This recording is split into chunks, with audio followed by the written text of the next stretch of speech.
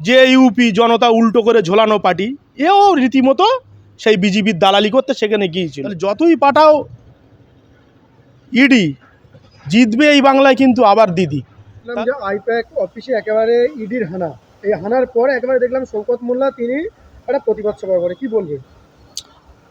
দেখুন, যতদিন ধরে আমি রাজনৈতিক স্ট্রাগল করছি, তো সেখানে এক্ষেত্রে এটা বলা যেতে পারে যেটা মানে এক ধরনের ফ্যামিলি পলিটিক্যাল চলছে। মানে পরিবারগত যখন পলিটিক্স হয় না, তখন পরিবারের যদি কোনো ছেলে যদি একটু উপরের দিকে উঠতে চায়, কিন্তু পরিবারের কেউ একজন বাধা দেয়, তাহলে সেক্ষেত্রে আজকের যে শওকত মোল্লা যে সঙ্গে সঙ্গে যে ইডি হানা দিল এবং যে হাতিশালা 6 লেনে যে মিটিংটা করলো দলীয় মানে কোনো বার্তা ছাড়াই, তাহলে এখানে কিন্তু রীতিমতো যাদের দ্বারা ভাঙড় বিধানসভায় তৃণমূল কংগ্রেসটা জিতবে, তাদেরকে রীতিমতো বাদ দিয়ে 70-72 জন লোক নিয়ে যে আন্দোলনটা করলো, রীতিমতো এটা একটা আমাদের দলের প্রতি একটা খারাপ বার্তা।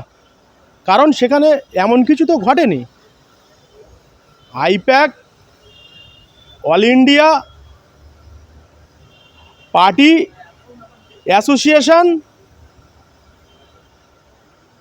কোম্পানি, তো সেখানে যে ইডি রেডটা করলো, তো সেখানে কিন্তু এর কিছুদিন আগে আপনারা দেখেছেন যে কেন্দ্রে থেকে অমিত শাহ এখানে এসেছিল রাজ্যে। তাহলে কেন্দ্রে থেকে অমিত শাহ আসার পরে তারা কিন্তু রীতিমতো বুঝতে পেরেছিল যে আমরা যে এসআইআরটা করেছি, এই এসআইআরে মতুয়া সম্প্রদায়ের মানুষের লিস্টে বেশি নাম ওঠেনি।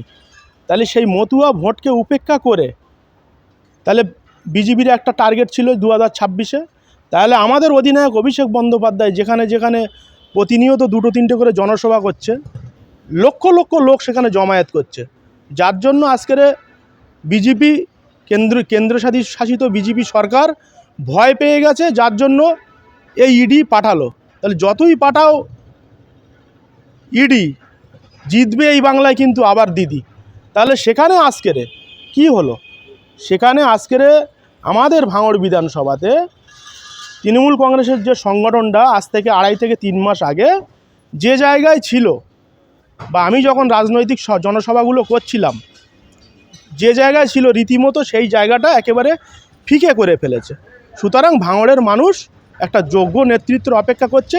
ভাঙড় থেকে তৃণমূল কংগ্রেস জয়লাভ করবে, কিন্তু সেটা ক্যানিং থেকে হারমাদের কথায় নয়, ভাঙড়ের যোগ্য ভূমিপুত্রদের দ্বারাই।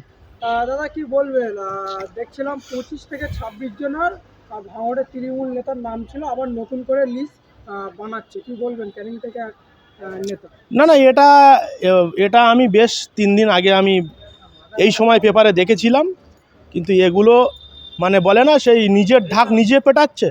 তো এখন ক্যানিং থেকে আসা হারমাদ নিজের ঢাক নিজে পিটিয়ে বেড়াচ্ছেন। তো এই যে এই সময় পেপারে যে বিজ্ঞাপনটা দিয়েছিল, এর আগেও বেশ কয়েকদিন আগে আর এক তোলাবাজ নেতা ভাঙড়ের সে একটা পিকনিক করেছিল 25-26 জন লোক নিয়ে, সেটাও দেখলাম এই সময় পেপারে দিয়েছে। তাহলে এই সময় পেপার এই সমস্ত ডিজিটাল নিউজ থেকে মানুষ যেন দূরে থাকে, কারণ এই ক্যানিং থেকে আসা হারমাদের ভাঙড়ের তেমন কোনো দায়িত্ব নেই। কারণ যে কোঅর্ডিনেটর কথার অর্থ হলো যে সেই বিধানসভায় দিদির যে উন্নয়নের পাঁচালী, সেই কাজগুলো ঠিকঠাক হচ্ছে কি না সেইগুলো ফোনে খবর নিতে পারে, বা মাসে কি 6 মাসে বা বছরে একবার কোনো রাজনৈতিক প্রোগ্রামে এসে সেটা খোঁজ নিতে পারে যে এই সুযোগ সুবিধাগুলো পেয়েছি কি না। এই নয় যে ভাঙড় বিধানসভা তানাকে ওপর নেতৃত্ব লিখে দিয়েছে, কারণ আমার কাছে যতটুকু খবর আছে ওপর নেতৃত্ব এনাকে কোনো গুরুত্ব দেয় না। কারণ বেশ কয়েকদিন আগে আপনারা দেখলেন যে ক্যানিং মৌখালিতে একটা ব্রিজ উদ্বোধন হলো, যেটা 65 কোটি টাকা দিয়ে ওই ব্রিজটা নির্মাণ হয়েছে। তো সেখানে কিন্তু আমাদের বাংলার মানবিক মুখ্যমন্ত্রী মাননীয়া মমতা ব্যানার্জি মহাশয়া তিনি যে ব্রিজটা উদ্বোধন করলো, সেখানে কিন্তু একবারও ক্যানিং পূর্বের হারমাদের নাম তার মুখে শোনা যায়নি। উল্টে সেখানকার যারা লোকজন তাদেরকে দিয়ে বলানো হচ্ছে, মানে তারা তো দক্ষিণের মানুষ, তাদেরকে দিয়ে বলানো হচ্ছে যে বলো যে আমাদের শওকত মোল্লা করে দিয়েছে। তাহলে শওকত মোল্লা কি সেই বাড়ির থেকে এনে সেই ব্রিজটা করে দিয়েছে? তাহলে সুতরাং এখন নিজের ঢাক নিজেই পিটিয়ে বেড়াচ্ছে, এবং এই যে লিস্ট যে লিস্টের কথা আপনারা বলেছেন সেই লিস্টটা যে বাদ দিয়ে যে পেপারে দিয়েছে এখন এই পেপার মিডিয়া যারা সঠিকটা তুলে ধরে তারা সঠিক, কিন্তু এক শ্রেণীর ডিজিটাল পোর্টাল মিডিয়া নিউজ তারা টাকার দ্বারা সব কিছু করতে পারে। এ নিয়ে ভাঙড়ের মানুষকে আমি বলবো যে এটা নিয়ে আপনারা কোনো চিন্তিত হবেন না। এই ধরনের কোনো রাজনৈতিক সূত্রে আমার জানা আছে বলে নেই, এবং আমি যতটুকু খবর নিয়েছি এটা সম্পূর্ণ ফলস এবং মিথ্যা। গতকাল ফুরফুরা শরীফে গিয়েছিল হুমায়ুন কবির, কি বলবেন? নওশাদের বাড়িতেও গিয়েছিল, দেখা পাইনি নওশাদ এবং আব্বাসকে, কি বলবেন? দেখুন, তৃণমূল বিরোধী একটা জোট তৈরি করার জন্য যারা সাম্প্রদায়িক ব্রিটিশ, যারা ইংরেজদের দালালি করছে, যারা বিজেপি সরকারের হয়ে দালালি করছে, এর আগেও দেখেছেন আপনারা 2021-এ ফুরফুরা শরীফে আসতে দেখা গিয়েছিল সেই হায়দ্রাবাদ থেকে আসাউদ্দিন ওয়াইসিকে।